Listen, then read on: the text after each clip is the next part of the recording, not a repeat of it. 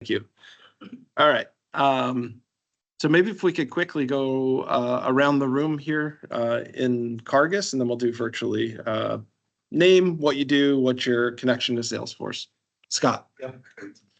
Scott Boston, I work for RSM, which is a large tax audit and consulting firm, a Salesforce practice, and within that, a nonprofit Salesforce practice. So I am on the delivery side for system implications. Awesome. Thank you. Jason. I'm Jason Kavanaugh. I solution developer. I'm a lower end on admin work and basically helping. Awesome. And Jason is also the biggest, is the biggest fan driving people to this event. Turnier.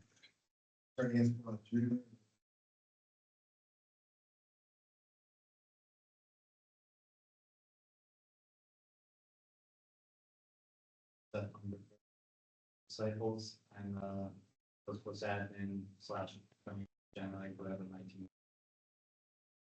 Awesome. That's good. Our business development representative part cycle still Salesforce. Neither works for Ripple and admin developer. Heather S. Reed Thompson, I work for Energy and I'm the director of customer interaction and also our Salesforce admin. Austin Musser from Herald the Toe, a nonprofit, and I'm a Salesforce admin there. All right, now is the part where I ask people to come off mic. Michelle Reinhold, if you don't mind introducing yourself.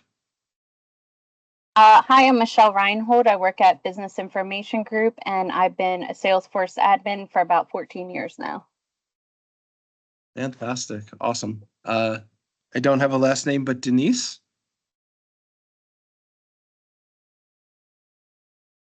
Maybe not there. Lee, do you want to jump in? Sure. Lee Zimmerman, IT manager for Global Disciples. So I'm with Seth, who's in the room. Been doing some Salesforce admin amongst other things, and I'm an AI skeptic. Awesome. Love it. So trash everything we do here today. We welcome it. Tara Jones. Oh, hi. Oh, Denise, go ahead. Yep, sorry. I'm on the phone using Teams for the first time and I unmuted the wrong thing. Oh, you're good. Hi everyone. I'm Denise. I work for a small nonprofit called Open Road Alliance. We provide bridge funding to social entrepreneurs internationally. And I've been in the Salesforce ecosystem since 2015. Awesome. And Denise, if you don't mind me asking, whereabouts is the organization?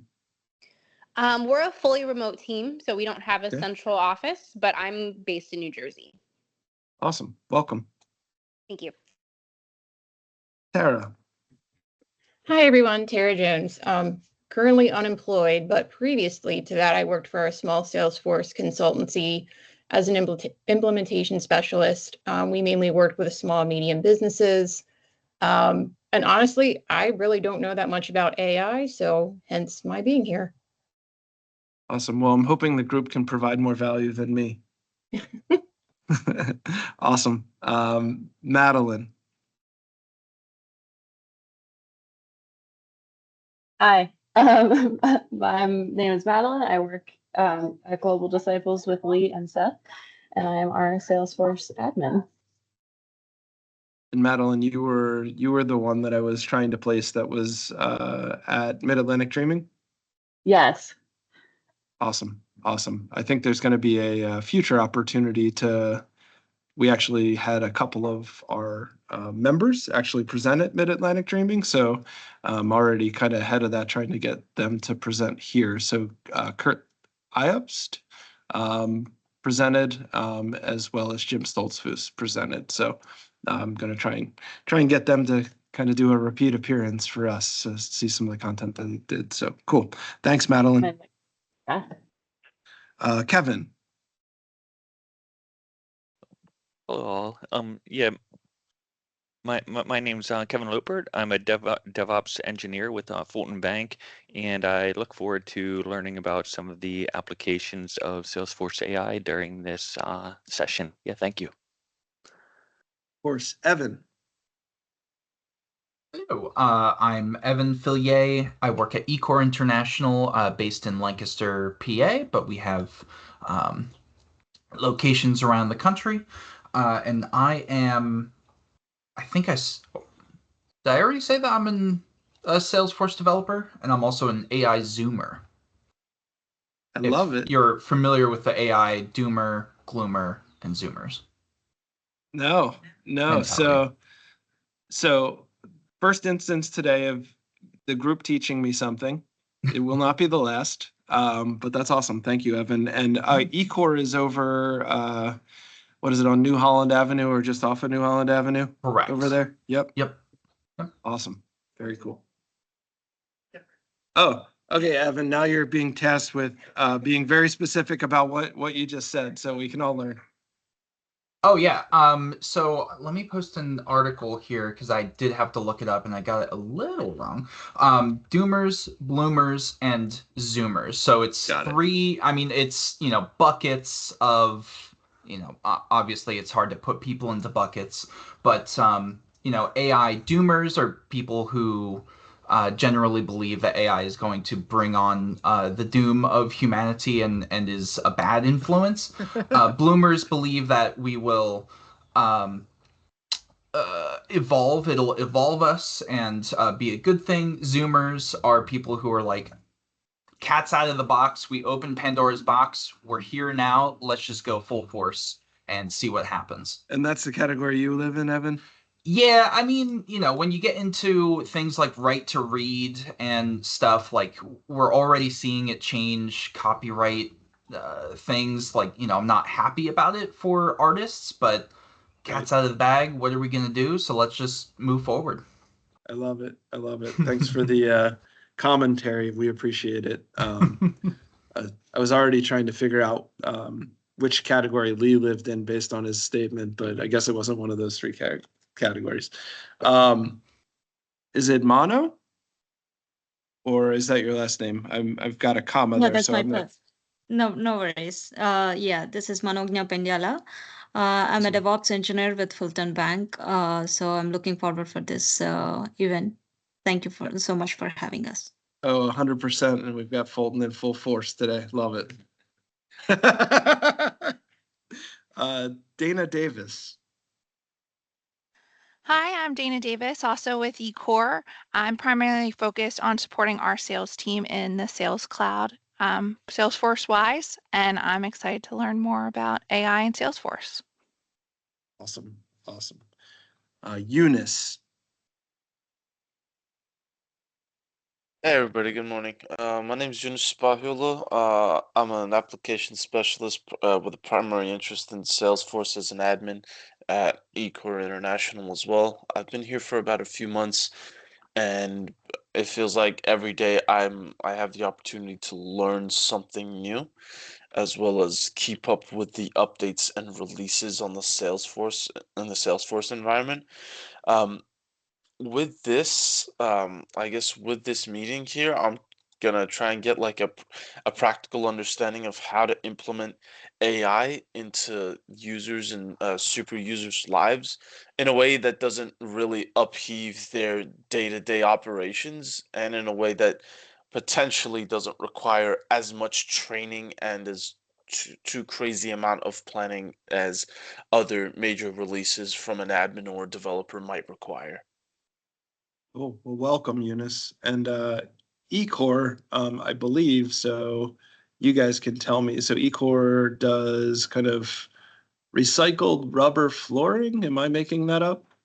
That's correct. And applications are like in like gyms and all different kind of areas. Tell me about applications. Yeah, our primary application is in fitness settings, but we're also in healthcare, hospitality, multifamily, anywhere really that you need a floor that's a commercial space, not so much residential. Cool local business. And we actually have somebody that's a long-term Cargus employee that used to work at eCore. That's how I have any any knowledge. So Very cool. cool.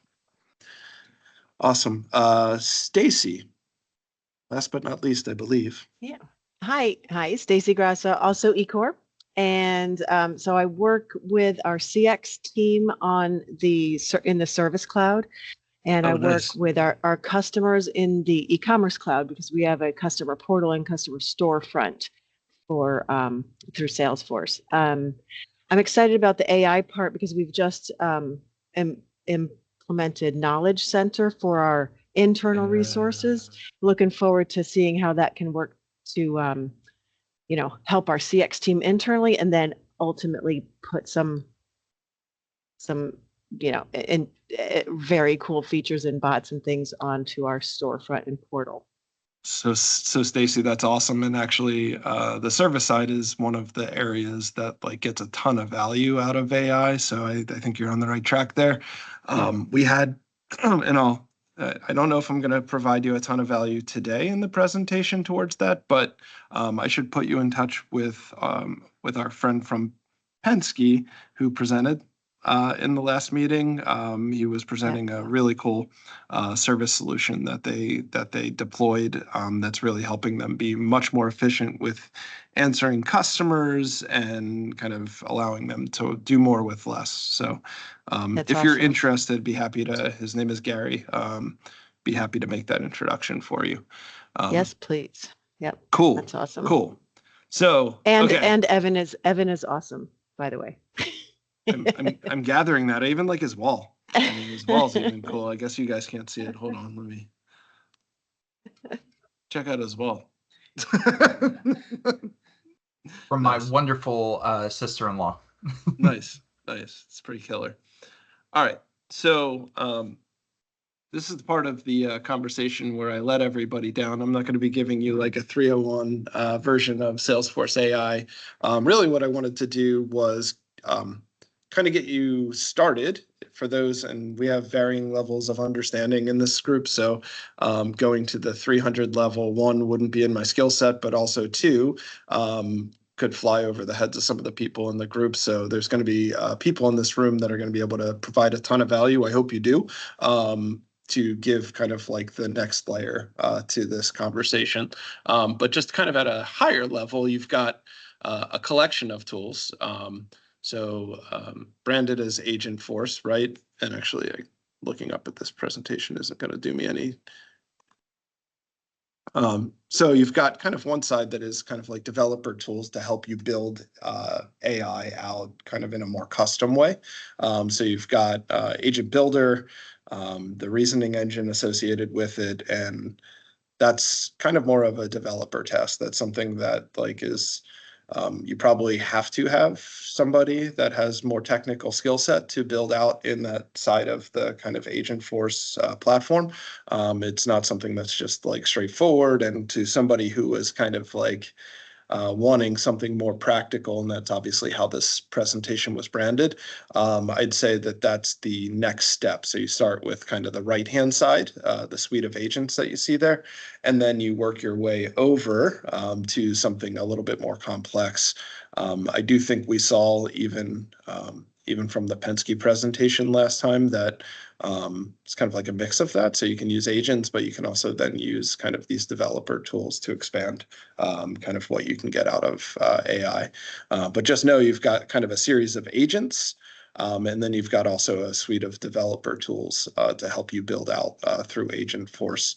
And I'll pause and let anybody in the room that wanted to kind of supplement that does that feel, anybody who's feeling knowledgeable, does that feel comfortable? Does that feel like the right way to describe that? I'm looking at Scott, putting him on the spot. So just a world tour yesterday.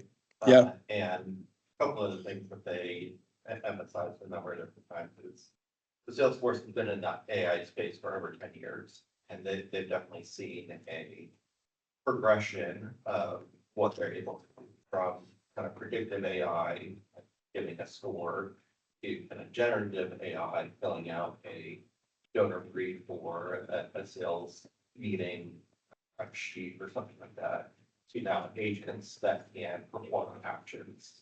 And so Salesforce has Sorry, a lot go ahead. of- That was probably me. Has a lot of different tools at every stage there. Agentforce is certainly kind of the next evolution of that.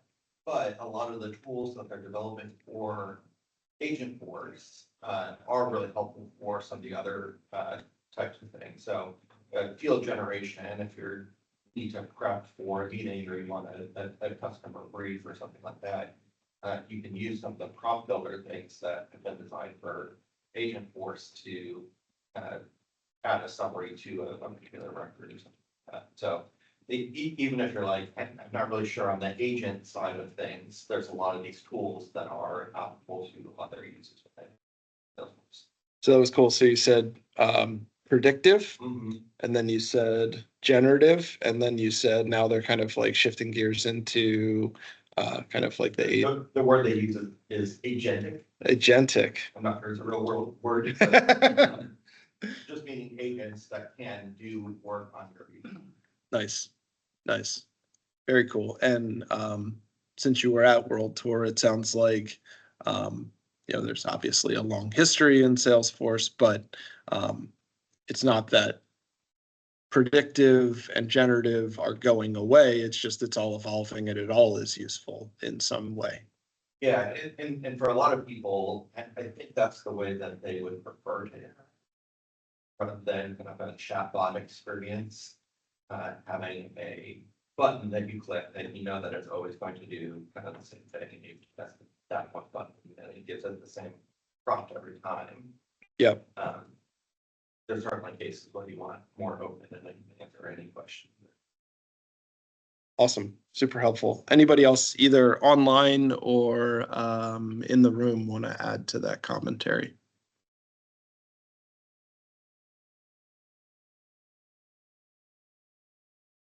In Zoomers, Doomers, Groomers, Bloomers, nothing, Evan?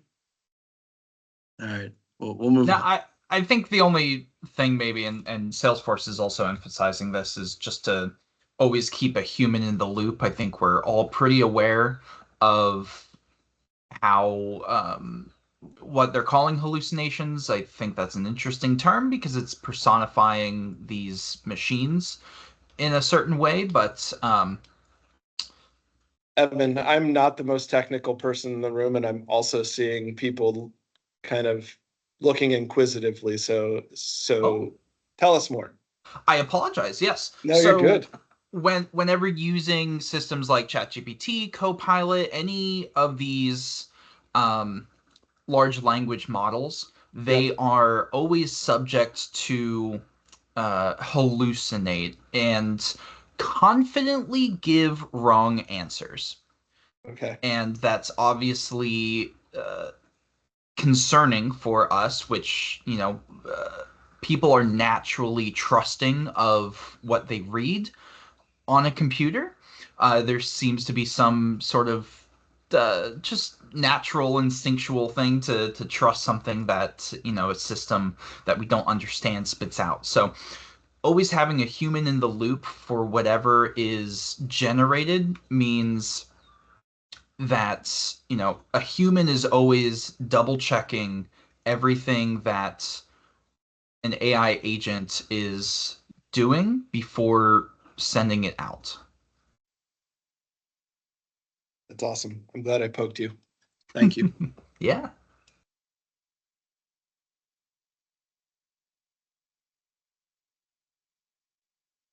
I'm bouncing back and forth here, guys.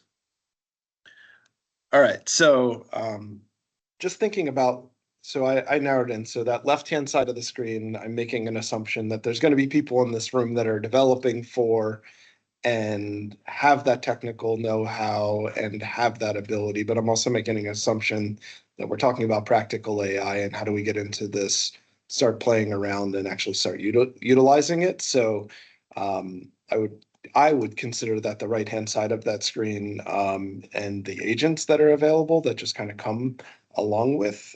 So You've got Agentforce, which most people probably remember as Copilot. So that's kind of like the tool that's kind of like your handy dandy AI assistant sitting next to you while you're engaging in the system, asking questions, building automations, giving you insights about the data that you have inside of Salesforce. So that's really kind of like how I see that's a starting place for end users. The service agent. So you'll see some things here in a little bit, but this allows kind of people outside of your network, your customers, and others who are not actually inside of the database to ask questions of your team, have customer service experiences with basically chatbots, and basically try and reduce the impact of having to have 1 million people trying to service your customer base. I'm kind of repeating myself, but we got a really good example of that from Penske the last time that we met. And I think I want to try and I'm going to put numbers to it that maybe are not the right numbers, but he was talking about a meaningful number, 10 to 15% of interactions being managed by the service agent, which reduced impact, allowed him to be able to service his customers better, to be able to keep his team stable, not have to grow his team to support more service inquiries. So I have that recorded. I can send that out to the group. I should have already. But I thought that was a really good example of like how you can get more with less. He was talking about kind of like the confidence levels of response. So talking about kind of like your hallucinations there, metering the confidence level of the response so that you're getting accurate responses for the customers, and playing around kind of with those boundaries so that you can answer more questions, but answer them confidently and accurately. So that was a pretty cool presentation. I was hoping to have him dive in a little bit more, but he's on vacation this week. No dice, but pretty cool application. And then you've got the SDR agent. Thought that as a sales guy, this was pretty cool. It's kind of more focused on the SDR function of like initiating leads, managing leads, engaging with leads. So the ability to, in a similar way as the service agent, handle follow-up, handle answers to questions that are regularly asked questions, and really support the sales function for follow-up and delivery of content to customers or prospects. And really, same story, meant to give you the opportunity to do more with less. And then this one, I have to admit, I didn't even know existed. So this is Agentforce Coach. So I was familiar with the three above, but I was not familiar with Agentforce Coach before going through this, which shame on me. But basically, it's a sales coaching platform. So the idea that you've got an important strategic call that you're going to be going on, and the use case that they're describing is that your manager's not around to support you. I'm sure Wes would tell you, thank God. But it basically gives you the ability to practice, rehearse presentations, give feedback on kind of how you're answering questions, all within that kind of experience. So it's like you're basically talking to the AI agent to rehearse what you're actually going to deliver to the customer. So some of this is just unearthing some of it. So my role here, I hope, is kind of helping you guys know what's out there, not telling you the technical ways that you will utilize them. And I'm hoping that as we go forward, resources in the room, people who have a little bit more technical skill can kind of share the how and some of that, so the group can get advantages of that. So just speaking directly to, I gave you a little bit of kind of the overview, but the sales development side, the SDR agent that we were talking about, so has an experience where you can answer product questions, you'll see in a second here, it actually like tries to answer emails for you on your behalf. It does outreach on your behalf. So some stuff there. And then reporting automation. And then that's just marketing schlock, easy setup and customization. But here, let's see if we can get this going. Hopefully this works for those outside of the room. Pause.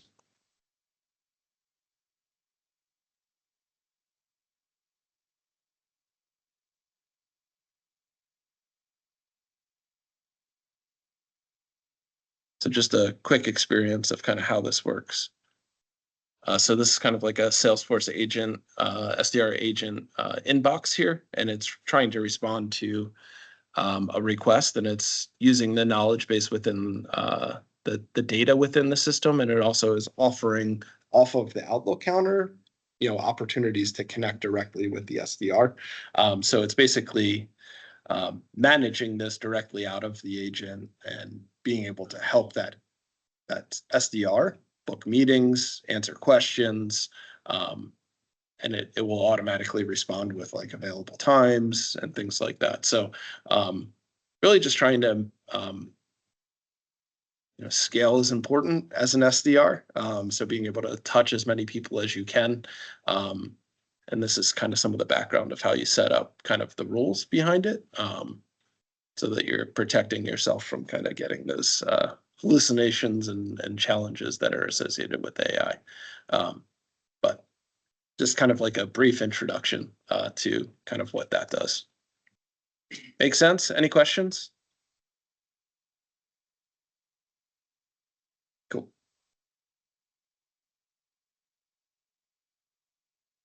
All right. I talked a little bit about this one. This one's kind of wild to me. So the sales coaching. So I did maybe kind of give you a good preface. Sorry, I'm trying to get my presentation on this screen. I've got the wrong thing up. I think I told this story pretty well already. But it giving you feedback, you're presenting what you're going to do, and it knows based on kind of data in the system and other interactions, how to critique the actual sales presentation that you're giving, both how you're giving the presentation, but also based on knowledge that it has of the customer and the offerings that you have. So not only is it going to be giving you feedback of spend more energy on this, or you said this, it wasn't accurate. It's also going to know kind of like things that people have purchased in the past and what they might care about, and give you kind of hints in that way. So I've never used this tool, so fair warning. I just uncovered this and I thought it was kind of wild, but makes me curious, and I definitely want to check it out, because I thought it was kind of like one of the more interesting applications. This is kind of like an example of it.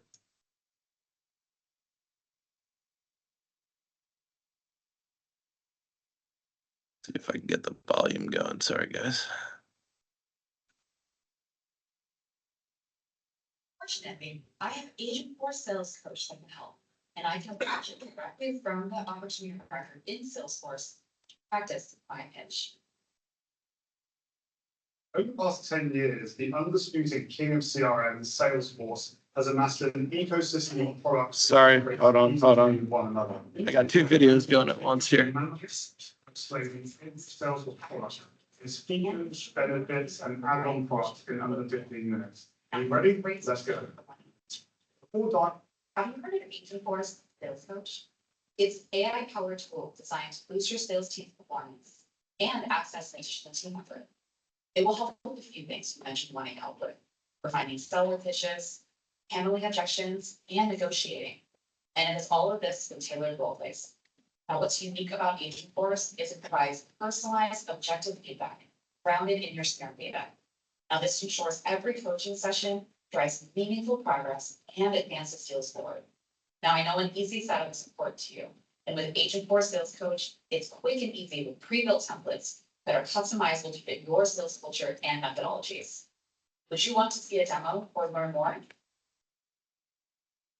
Now, Agentforce Sales Coach is processing my performance individual, personalized, and actionable feedback using details from the account and opportunity records in our CRM. Now here I see feedback and includes a deal summary, feedback on my skills, my knowledge of the product, and even additional recommendations and next steps.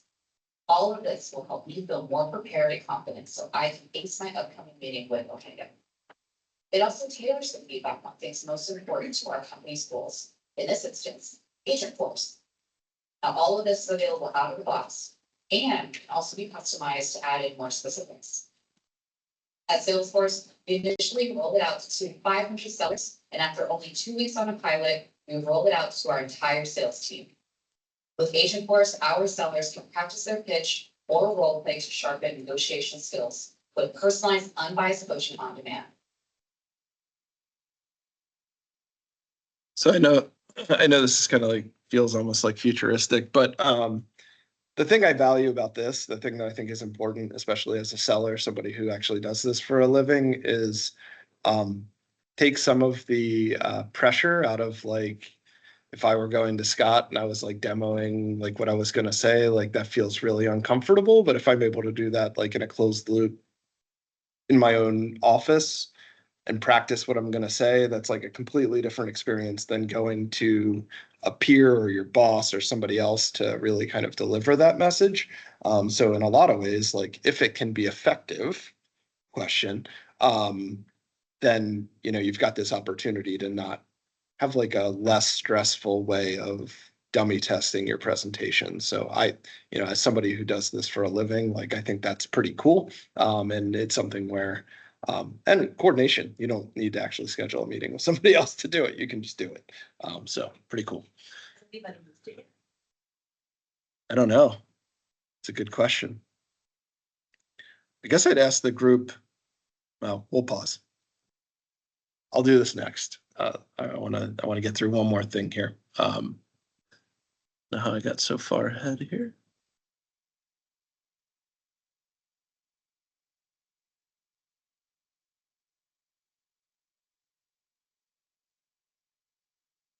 All right, cool. And then so the two sales ones that we talked about, the SDR and the coaching, kind of live more on the sales side, and there's a lot of opportunity there. But I think so. Cargus actually launched, and this is not related to Salesforce, but we have a knowledge base for our Cargus Energy product, and we have basically built a custom AI engine pointed at that knowledge base of 10 years of kind of knowledge-centered kind of service practices of building content for it. And it's like a really powerful engine to then ask questions against. So we've actually built for our own service team. And I don't believe it's customer facing yet, but it's something that is accessible to our service team to be able to answer questions better, get better data, make sure that they have information. So I say that to say, so obviously we also got the Penske experience that this can be really powerful. The more you can feed it, the more content you can feed it, the better it can perform. But these service agents are working based on that data. Somebody in here was talking about just launching knowledge base. Who was that? Or was that on remote? But that's really kind of like a great source of driving this kind of interaction. So answering all kinds of support requests, giving content for your service agents to answer directly, maybe not an automated way to the point of like having some human interaction. I feel like this is something that can drive you to get to like a 70% answer and then modify, augment. I think like that about a lot of this AI stuff, is that without the human at this moment, sometimes it's not great, but it gives you a great starting place as opposed to having to compose that initial kind of communication, and it's relying on information you already know within your system.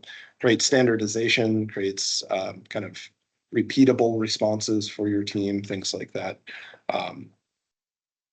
And then you can also, I talked about knowledge articles, but it can also crawl against files that you present to it. So if you've got any kind of product requirements or data about processes, you can actually engage that as well.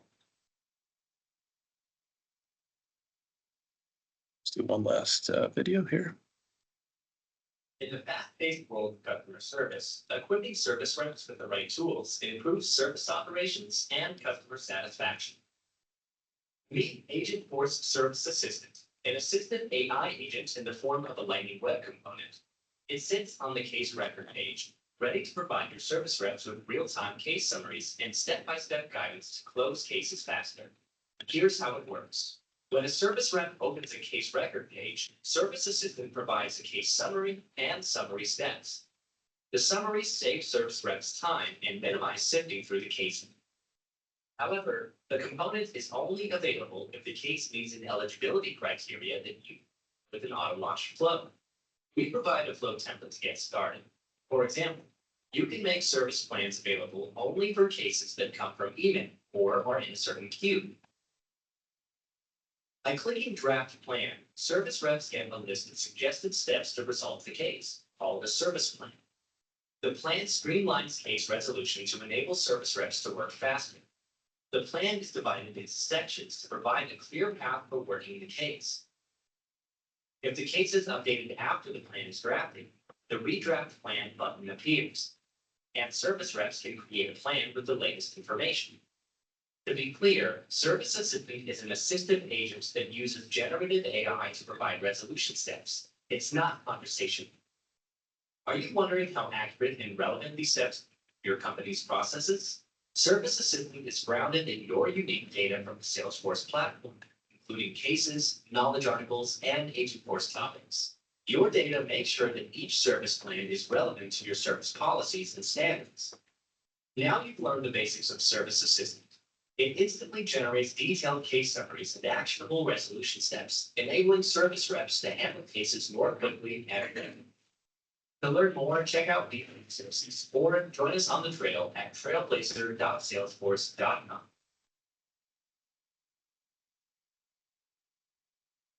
So now I actually think that's a great time for that question you were going to ask. So I'm curious.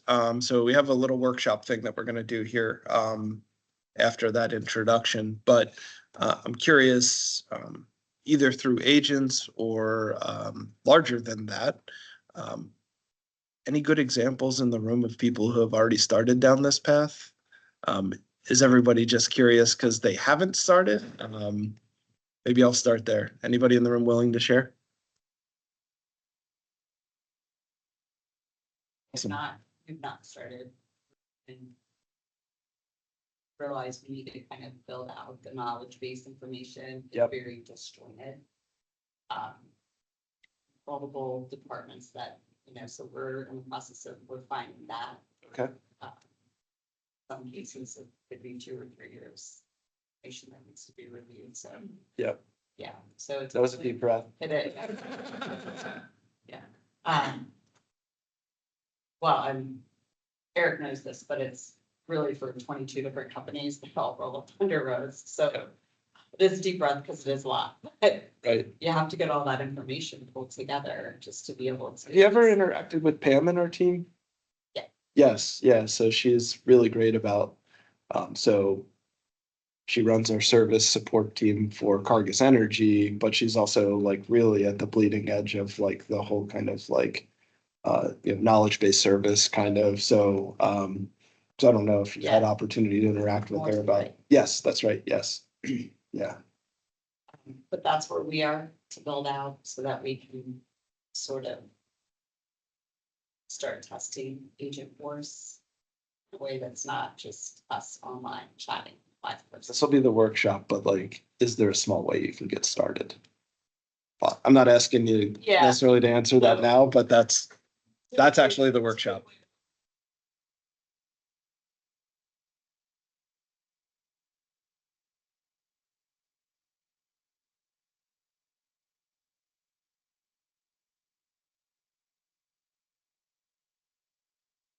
Uh-huh. There's so much left. The knowledge base. Yep. That's what we'll always start our testing. You're cheating. You're doing the workshop already. Are you taking a service agent, something? So. Our business is very nuanced in a way that you have to feed back to the customer's hardest account for us to accurately answer really anything, right? And there's very little like broad-based answers. So the reality is once you're down that path, 70% of our customers are still over the age of 50 and they don't want to interact with the bot, right? Like, and they've made that insanely clear on customer service. Please don't go down this path. So we're just trying to make sure that we're building it out in a way. Our cash division is a much younger demographic and more receptive to. But you're thinking mostly to support your internal. Our customer service reps only right now. We've not even, we demoed the sales coach. Oh, did you? We did demo the sales coach, but that's like, Yeah, cool. you can wish for it, but then you have to be able to adopt it, and that's part of the blocking. Right, right. Anybody else online or in the room with something that you're working on that you want to share with the group? It's okay if no. Right now, eCore is not implementing anything, but there is a lot of interest in it. We're still working on several different master data projects to kind of get our data in the right place for AI. I think Mark Benioff himself said the AI revolution is the data revolution, something along those lines, because if you have bad data going in, you're going to get bad results coming out. So we are in that phase of standardizing, putting in validations, deduplicating. We're going through those processes to clean up our data. But like Stacy mentioned, right now, for new implementations like Knowledge Center, we can start to explore AI for those use cases. We just also have to look at pricing. None of this, unfortunately, is cheap right now. So we just have to be cognizant of that. And And Evan, with Evan and Okay. Eunice's help and the person that's setting up a database, we're always trying to keep in mind, okay, to structure it, to put it in there with AI in mind for future use. So just want to so you guys are bringing up an stuff we awesome want to make point. sure. I'm sorry, Stacy. You were cutting in and out. I thought you were done. What was the last part? Oh, sorry. We always want to keep in mind that what we're loading in there is going to be used for AI in the future. So we're trying to be careful about how we do it. Yep. So that makes me think of member of our team, John Clemens, presents, and he kind of talks about like a data staircase. And really the first level of like any of this that you like, the panacea, the fourth step is like really getting powerful results from AI, right? But like the first step is exactly what you're talking about, like data management, data cleanliness, having rules around data internally, that kind of stuff. So it's like in his world, you can't skip steps, right? Like you have to do this before you can get there. So it's a really great point to bring up that's important. Scott looks like he wants to say something. Yeah, the data side, but one of the things we're seeing is just kind of the business policy side. Like you're talking about all of your knowledge articles. And if there's kind of conflicting information and the organization isn't clear about the answer that you want the agent to produce, that like those conversations often take longer than the actual build or the agent. Got it. Go ahead. I kind of had a question about data cloud. Is data cloud required for Agentforce, or is that kind of a separate, like you could use data cloud with it, but it's not required? Because I know Agentforce comes with its own cost. Data cloud also comes with the cost. Could I don't know someone more technical answer that? Short answer is yes, it is required, but it's required to be enabled. don't have to use it in the projects that you're creating. So you wouldn't have to necessarily have an extra cost there. But if you are pulling in data from a lot of different systems, that's what's going to be kind of get in the point in place that agents can refer to it. So if all of your data is in one place in Salesforce, then you would enable it, you're not really using it. Thank you. Cool. Thanks, Scott.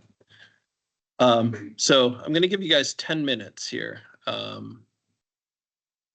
So like there are a lot of barriers to doing this stuff, right? I want you to pretend like there aren't. And think about either small or large, like one potential use case that you could think about for your business that you think would be a great solution for your team that would help you improve. I put this kind of like this role data, I'm going to leave it up on the screen here, this role data actions guardrails channel, just as a framework of things you can think about, not just beyond the idea. So like if you've got kind of like, we're talking about Heather's thinking about building a knowledge base and then deploying AI against it to answer customer questions, or even just help her service team deliver better answers. So thinking about who's going to use it, what data do they need access to, where do we have it, what actions you'll want it to be able to take for you. And then maybe just a mild part of like, what are my concerns about doing this? And then channel is just kind of like, where do they work? How do they interact with customers? Things like that. So I'll give you guys 10 minutes and then we'll, if anybody has like a really exciting one that they want to share, a couple that we want to share, then we'll come back to it. So I'm going to give you guys a little bit of heads down time to think about this. I'm going to give you 10 minutes. Everybody online, this all makes sense? Take silence as yes. Yep. So cool. I'm going to give you guys 10 minutes. Think about an application for your business so that you can use. Apply this kind of like the couple things that you've got here on the screen, role data actions, guardrails to it, and then we'll report back what we think. Sound good? Time starts now. Go for it.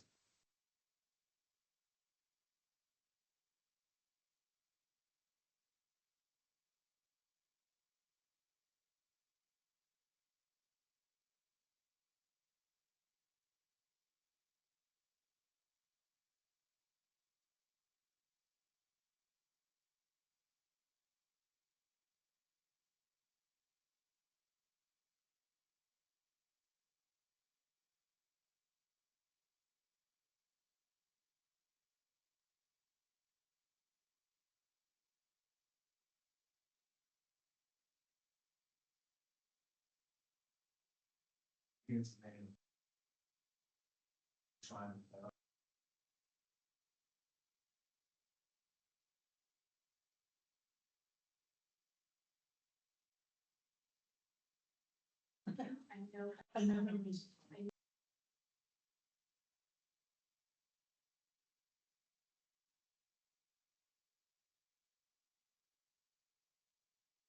Fast.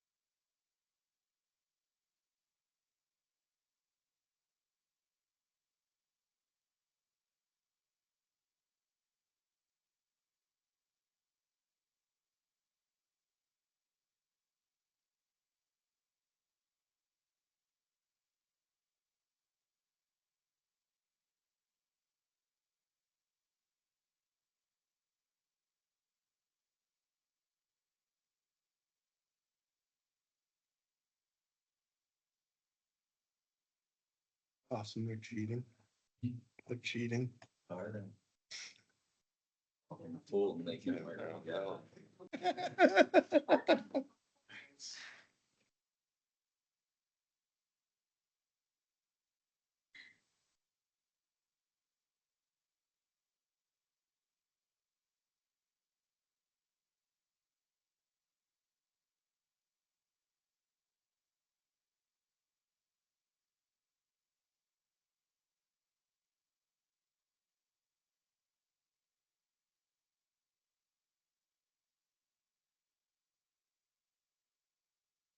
Everything.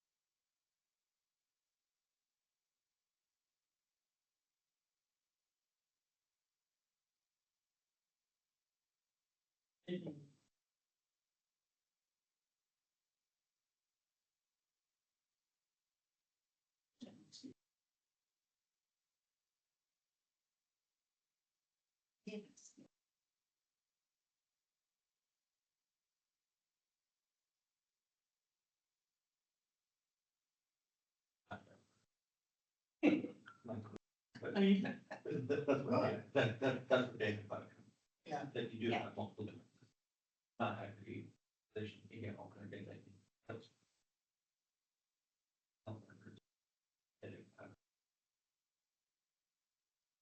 I thought Scott just said it's not gonna work. Is that what you just said? It's. I was like, that is like not the exercise, Scott. I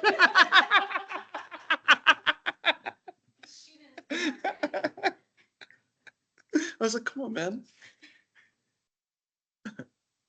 That's funny. Sorry, I just misheard you then. That's not a challenge. Yeah. That's not.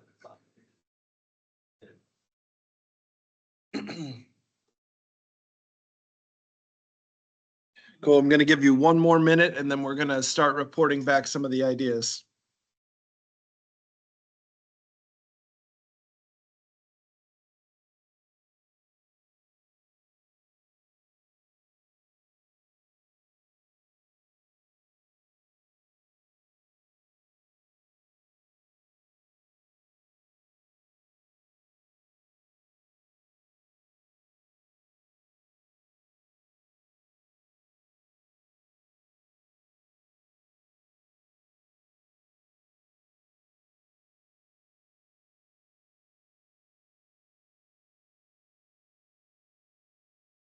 No.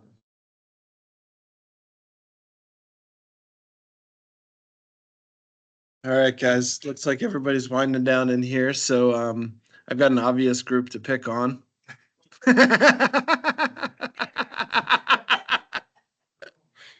Yeah, it's definitely on the phone. No, so you guys had a pretty good conversation going back there, so I'm curious what you guys were getting into back there, as long as it's not like Fulton proprietary information. Love to hear what you guys were thinking about back there. One of the, we had two good use cases. One of them were. Okay. That's a situation where I think the agent, or the way we have it structured is, POs engage a lot with the product managers. Okay. To bring demand into us, and then from there we'll break it down with features and stories, things of that team. We're saying, hey, the PO here, we can have an agent as a PO, right, with the PM, saying, hey, what are the features, what are the ideas that you have? And then ultimately, the agent will break that down to features and summarize the work. And ultimately create stories to bring to the developers. Say, hey, here's what I want. I'll break it down. Agent. So awesome. So And terrible. no. I was Fixing both of our jobs. But I mean, we won't need as many product owners. We still need someone to validate, to understand, and help translate, but we won't need as many. cool. So the data in that scenario is really just the feedback of kind of opportunities to develop for Salesforce, right? Yep.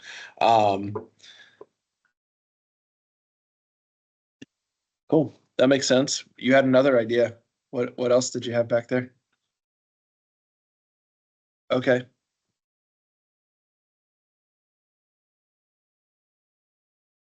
Yeah.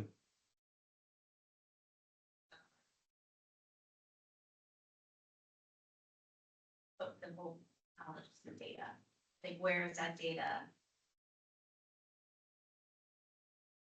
Could not do it today. No way. But No, that's a good question. Where is the data today? it's all over. Yeah. It's all over. I can't do it though. Yeah, data privacy, we resolve a lot of that. We don't understand that as a company and as far as where that is launched, so. So the opposite of you can't do that. You can do that.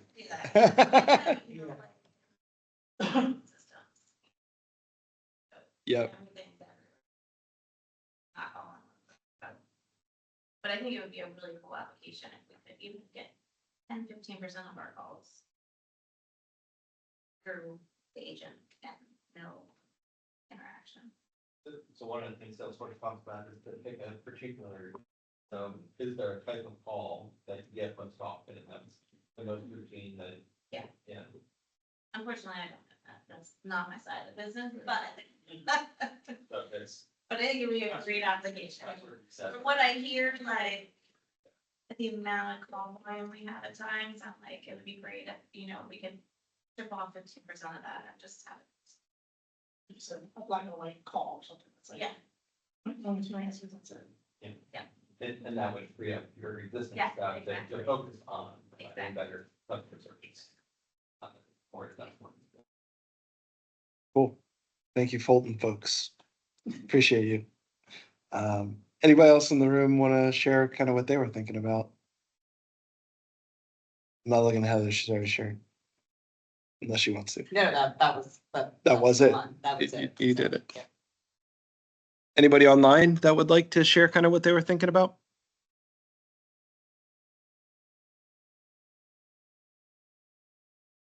I can go. Evan and I were both banging out some ideas. Nice, And I think please. I kind of alluded to this initially anyway. So I picture for our CX team to use this internally and have the agent offer prompted responses that are, prompts that the CX team member can then copy paste into, the response to their inquiry. hoping that it can, we're also working on email to case eventually too. We're not quite there yet, but hopefully it happens all within there. The data that it would pull from would be all kinds of things: order data, technical manuals, production, lead time, inventory availability, and logistics data. Anything that a customer would be asking our CX team for. Like I said, the action Does would that be live in, if I could ask Stacy, does that all live in Salesforce today? Is that in lives your all ERP, over the place right in now. your ERP? It lives in a lot of different places. So Okay. data cloud would be a lovely addition. So that's what we're thinking. And then the actions would be, like I said, offering scripted responses that could be edited. And guardrails is, at this time, we would not want anything to go direct to the customer without oversight from our human people yet. And like I said, and we have to put extra caution around the technical advice, because that can be very specific, and we have to be very careful with that one. And then again, at the beginning, this channel would be inside the Service Cloud. But then Evan had awesome ideas too. Yeah, I think you're being called on, Evan. I sure am. So we have a customer portal using the Salesforce Digital Experiences and Digital Experience Cloud. Something that I would love to see is kind of a self-service order helper, allowing customers to go in and the actions would be to change ship dates, add or remove products, remove tax with a valid tax certificate that we can validate on the spot, and then also kick out to a CX case if anything is outside of the guardrails. Guardrails could be time limit, on certain changes to an order. If an order is due to ship out tomorrow, a lot of our products are made to order, so that might not be possible depending on what it is. And then also real-time checking in with our ERP system to determine if a job is already being produced. If they, depending on how production and the shop floor is doing, if they placed an order yesterday, it might already start to, it might already be in the process of being produced, or it could be scheduled out for, a week from now. So being able to check on that real time with, Evan, is your Yeah. ERP data integrated to Salesforce today in any way, or are they wholly siloed systems? It is integrated, but we aren't trying to recreate the ERP in Salesforce, right? So Yep. things as granular as jobs, we want to store some of that information on the order so we can help our customer experience team, have Salesforce be the one-stop shop, but we don't want to store, every job, everything in Salesforce. So it's kind of that fine line, but building in, because luckily our ERP system has a pretty good API system, so we can, query a lot of stuff and get back real-time data when we need to, and when it's not being stored in Salesforce. And like Stacy mentioned, Data Cloud is going to be a perfect tool for that, and being able to query real-time data for the customer. Yeah, I was just thinking, so Data Cloud is the logical next step, but I was thinking, and you do, if you already are integrating some of that ERP data, you'll already have access to it through Salesforce more directly. So I was thinking about both of those things, but I think you're right. There's probably more depth that you'll want and need access to from your ERP that you'll want to get into a place like Data Cloud. But you might already have access to some of the data you were describing inside of Salesforce because of your integration to your ERP. Yep. Cool. Maybe one or two more. Anybody else feeling brave and interested to share? Yes, actually, I would like to share. Awesome. The agent would act as a loan assistant, maybe, and helping the customers start and track their loan applications. And then the data, they can maybe access the customer profiles or existing loan data from the internal banking system. And then as an action, the agent maybe could pre-fill the application forms and answer the loan-related question and flag the incomplete documents. And it can warn the and it can guide the user. As an extra, and the guardrails, of course, we should think about it shouldn't approve the loans or access the full credit reports without customer consent. It's important. And then the channel, or as a channel also, I think about it will work across the all mobile banking apps, for example, and web portals for 24/7 availability. Yeah, I just think about something like that. That's great, Hussein. And I hope I'm pronouncing that right. Where do you work? I think I missed that. Fulton. At Fulton. Uh-huh. Awesome. I was guessing, but I didn't want to guess. I thought maybe Yeah. we had like a members first Fulton battle going on or something. I didn't know. Wasn't sure. Cool. Thank you for sharing. That was really helpful. Thank you so much. Yeah. Anybody else in the team? I think we've got time for one more. Go for it, Seth. We'd have to, consider like 4 steps or whatever. We'd have to be on step 2 and be a little bit first, but we give program funding to a couple weird steps that I should explain. That we have some staff members that aren't in Salesforce, but they interact the most directly with our volunteers, our program, which is the closest thing we have to customers. They're the people we.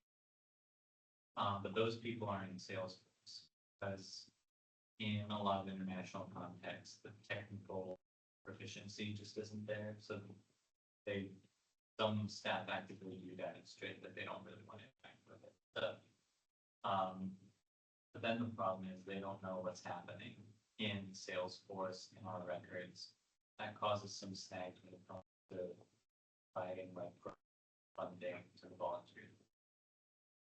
So if we were to start working with and connect those cases to a few custom objects, to set up an agent in Salesforce experience cloud, and then those staff members that we have that can't access Salesforce, like what's happening with funding, how come they're not funded yet, they would have an easy way to go in, ask this agent, can you read off to me what requirements are left? And yeah, that's basically an email that me and some others get pretty consistently.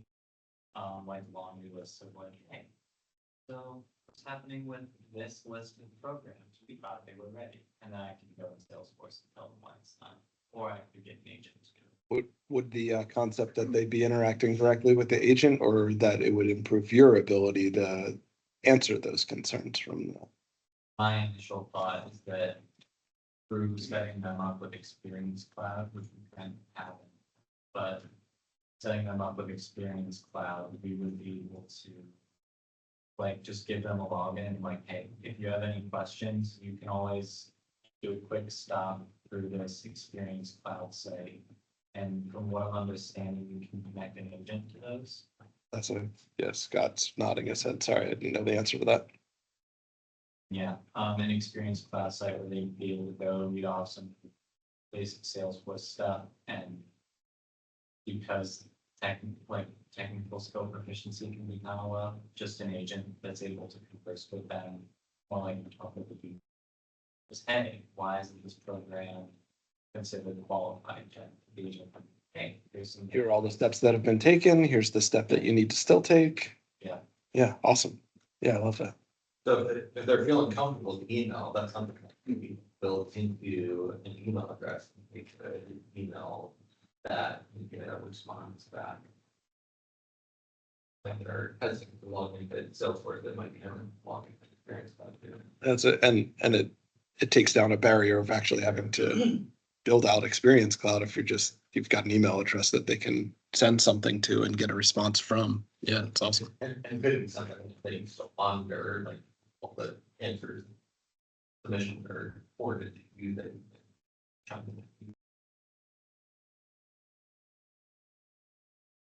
When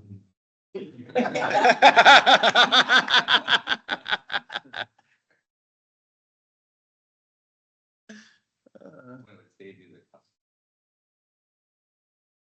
I think they charge.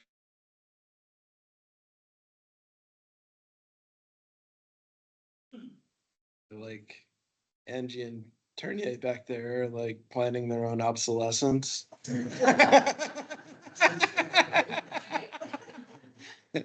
What I heard was you guys are gonna be fighting afterwards if who gets to stay. Yeah. No, cool. That was really great, guys. Again, this was not meant to be a super technical, teach you all the things kind of experience. But I hope it got your brain turning about how you can kind of start thinking about AI and how you can kind of more easily just get started.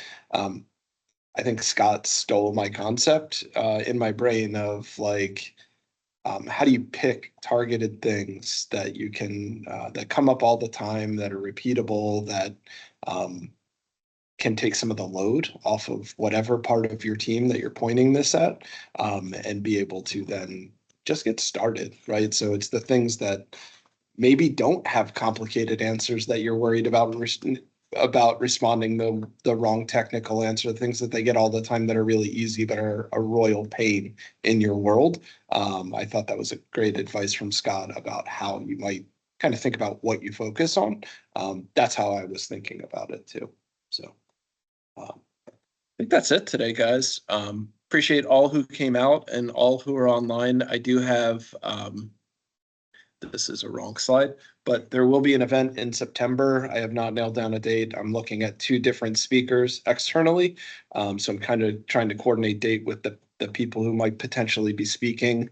So I'm working on that right now. You should see something posted for September in the next week or two once I nail down dates. But tentatively, we're talking to a couple of the people who presented at Mid-Atlantic Dreaming that may or may not be the topic, but that's where I'm focused right now to get some of the presentations that they gave in Philly a couple weeks ago. So thank you again. Appreciate everybody coming out and everybody that's online. Thanks. Yep. I did post some resources as well.